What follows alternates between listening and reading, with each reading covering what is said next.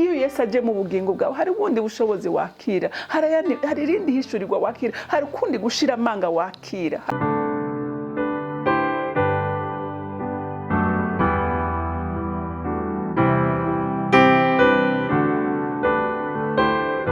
Bakunzi bahori Kanani TV, ndabaramukije amahoro ya Kristo.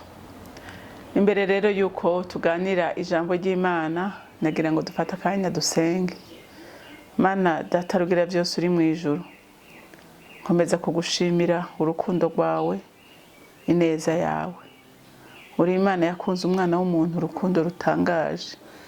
Uri Imana yatubohoye ingoyi zose za Satani. Uri Imana yadukuye mu mwijima, utanze umwana wawe kugira ngo atumurikishirize umuco wiwe. Yesu umugororotsi warakoze. Yataba wewe twese twoguye mu mahonero, ariko kubwo kwitanga kwawe abakwizeye nta numwe azopfa rubi, niko wabivuze ko twese tuzoraga ubugingo budashira. None amashimwe guma mu mitima yacu abakwizeye, kuko wadukoreye ibikomeye, imitima yacu irakunezererewe. Naka kanya rero tugiye kuganira ijambo ry'Imana na bene data. Ndasabye mpemu yera nguze undongore, kandi nabo ubahe gutahura cyane icyo ugomba kuvuga. Urakoze kuvyumvise kandi ko wemeye kubikora. Icyubahiro cyose n'amashimwe yose aba yawe, nkaba ndabisenze ndabyizeye kuvyumvise mu izina rya Kristo Yesu, amen, amen. Reka rero uyu munsi turabire hamwe umuntu iyo ahuye na Kristo nyiramera. Nukuri nta muntu yohura na Kristo ngo amwimike mu bugingo bwiwe aguma uko yarari. Ikibazo kihari nuko abantu by'ukuri tutamwizera ngo tumuhe ubugingo bwacu, atubera umwami, atubera umurongozi w'ubugingo bwacu. Ariko by'ukuri umuntu amwemeye akamwimika mu bugingo bwiwe, ibyamunanira arabishobora. Ibyari byaramutsikamiye arabyikunkumura agahinduka icyaremwe gishasha cy'ukuri, hamwe n'abantu batangara ibyo ariko arakoreshwa n'Imana. Reka dusome muri Yohana igice cya 4. turasoma hagufiya ko ni harehare, mugabo ndaza kuyivuga iyo nkuru uraza gutahura urukundo rw'Imana. Nukuri nta wahuye na Yesu by'ukuri ngo agume uko yarari. Turasoma rero igice cya 4 duhere ku murongo w'9 dushikane ku murongo w'10. Haravuga ngo uno musamariya kaza aramubaza ati, wewe uri umuyuda, none unsaba amazi ute? Jewe ndi umusamariya kazi. Nuko abayuda n'abasamariya banenana. Yesu aramwishura ati, iyo uba waruzi ingabire y'Imana ukamenya ugusabye ngo mpa utwo kunywa uwariwe, nawe umusabye nawe akaguha amazi y'ubugingo. Amen. Iyi nkuru ni inkuru y'umudamu w'umusamariyakazi. Uyu mugore yari yaratsikamiwe n'umwasi Satani, amukoresha ibyankwa n'Imana, bituma aba umuntu asuzugurutse muri sosiyete. Abantu bose baramwanka. Ngo yajya kuvoma amasaha yo ku murango, hari izuba rimwe riturira, rimwe baharavuga ngo rimera imbwa gahanga, izuba ryinshi, kuko abantu bazi muri biriya bihugu by'ubugaragwa haba hashushe cyane, hari igihe hashika muri dogere 50. Rero kubera yatinya kujya kuvoma mu gitondo hataraba izuba, kuko yatinya ko ahuriye n'abandi bantu kwiriba aho bavoma, yatinya ko bamukubita, yatinya ko bamutuka. Umva, Satani yari yagiye aramupfumbata, aramugumya mu kiganza ciwe.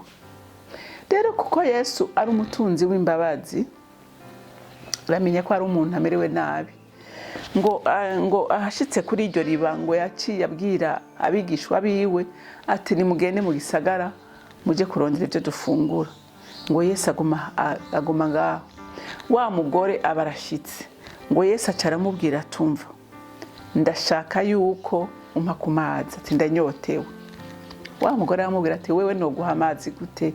Kuzi neza abasamariya n'abayuda ko banenana, wotora amazi yanje gute? Yesu aramubwira atumva, ati ati yoba waruzi ugusabye amazi wari kuyamuha wiruka. Aramubara atumva ati jewe amazi ndiko ndagusaba, ati jewe ndafise ayandi special. Haleluya. Ati ndafise ayandi mazi special, ati hamwe no yaguka yanyu, ati ntibosubira kunyotegwa. Uyu mugore aramubwira ati none nta n'ikivomesho ufise, uri kuvuga gute ko ushobora kumpa amazi ashobora kumara inyota? Yesu aramubwira atumbiriza, ati wepfa kwemera gusumpa hama nanje ndaheza ndaguhereze ku mazi ntanga. Inge nkubwire muntu w'Imana, iyo uhuye na Yesu by'ukuri, nukuri ntugumuko waruri. Uyu mudamu ngo acaramubare ati ndagusabye ngirira imbabazi nukuri umpe, ati kuko jewe ndarushe nukwamanza kuvoma kuri iri zuba, ati hamwe wontabaruka amakuru y'amazi sinsubire kunyotegwa, ati noba ntomboye. Yesu aramubwira ati yego ndayaguha ko ndayafise, atari iki kibazo ni kimwe, ndashaka ko uzana n'umugabo wawe. Haleluya. Ati ndashaka ko uzana n'umugabo wawe kugira mwempi ndabahe kuri aya mazi. Urumva Yesu ntashatse kubabaza umutima w'uyu mugore, ntashatse gushika dudura ngo amubwire icyaha ciwe. Aramubwira ati genda uzana n'umugabo wawe. Uyu mugore avuga ati ntawe mfise. Yesu acaramubwira tuvuze ukuri. Haleluya. Atuvuze ukuri, ati ndazi atufise abagabo batanu, ati nuwo muri kumwe ubusu wawe. Wa mugore arakanguka ati umuntu amenye ibyanje n'ubudasanzwe. Inge nkubwire, Yesu arakeneye ko usasa umutima wawe imbere yiwe. Usasa umutima wawe imbere yiwe, umubwire ibyo udashoboye, umubwire aho wananiriwe. Uyu munsi hari ikintu gishobora kuba cyarakwizingiye ko ukuri ukabona bidakunda, warananiwe, ariko uyu mwami ashoboye byose. Uyu mwami ashoboye byose, nta kintu na kimwe kimunanira, ariko biragusaba ngo wewe uce bugufi imbere y'ibirenge byiwe, umubwire uti mwami narananiwe niki, none nta wundi mutabazi mfise, ni wewe wenyine. Haleluya. Uyu mugore ngo hinge ndakubwire yaciye ngo agira iki? Yaciye yirukanka mu gisagara aja guhamagara abandi. Kubera iki?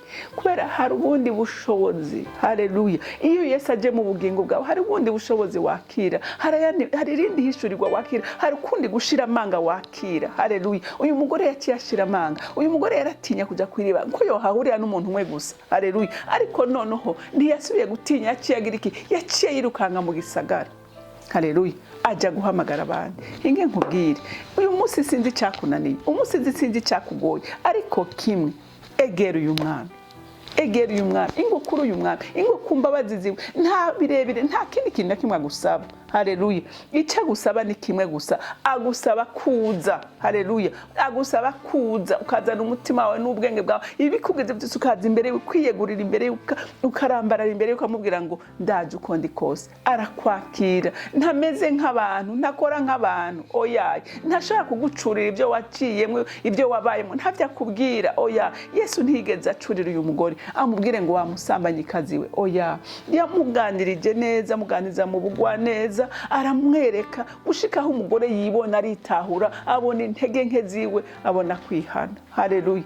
Kuko ntiyanihanye turabibona, ariko yaritahuye. Haleluya. Aramenya intege nke ziwe, arazibwira umwami Yesu. Hama Yesu agira iki? Amumara inyota y'ubusambanyi. Haleluya. Wewe ubusambanyi byarakunaniye kubuhera, mu nkomezi zawe ntavyo uzoshobora. Byarakunaniye uri umusuma, mu nkomezi zawe ntavyo uzoshobora. Uri umubeshi, mu nkomezi zawe ububeshi ntabwo uzokira. Si umva, icyaha icari cyo cyose wewe ntushoboye, ariko hari umwami ashoboye byose. Haleluya. Hari umwami ashoboye byose. Uyo nawe ariko arakubwira ngo pfa kunyemerera gusa. Haleluya. Pfa kunyemerera gusa. Ati ndi ku muryango w'umutima wawe ndiko ndadodora. Ati niyo wemera kunyugururira ndaza mu mutima wawe. Haleluya. Ndagukize.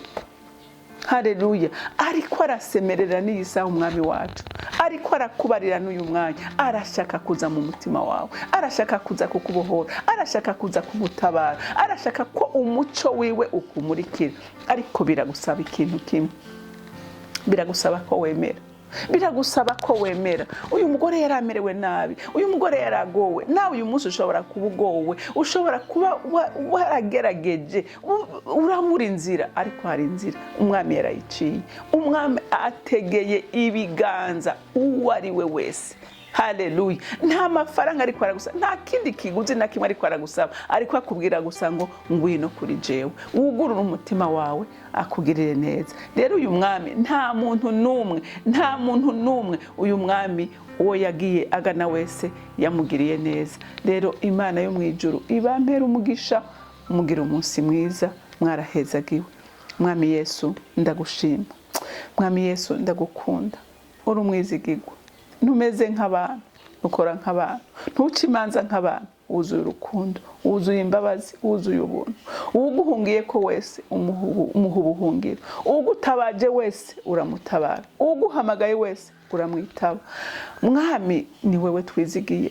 Ndasenze kugira ngo umuntu wese aza kumvira ijambo yarananiwe, atabona inzira yo gucamwo, aguhungire ko, aguhamagare, kuko ntawutumva ko we ntutoranya ku butoni nk'abantu. Imvura yawe uyigwishiriza bose, izuba ryawe uryakiriza ababi n'abeza, nta n'umwe rero utorashishije umuco wawe. Rero ndakwinginze abahungu n'abakobwa bawe barushe, baruhijwe n'umwansi, Mwami wanje ubaha imbaraga zo kuguhungirako kugira ngo batabagwe nawe. Urakoze kubyumvise kandi ko wemeye kubikora. Icubahiro cyose n'amashimwe yose aba yawe, nkaba ndabisenze ndabyizeye kubyumvise mu izina rya Kristo Yesu. Mwarahezagiwe, mugira umunsi mwiza.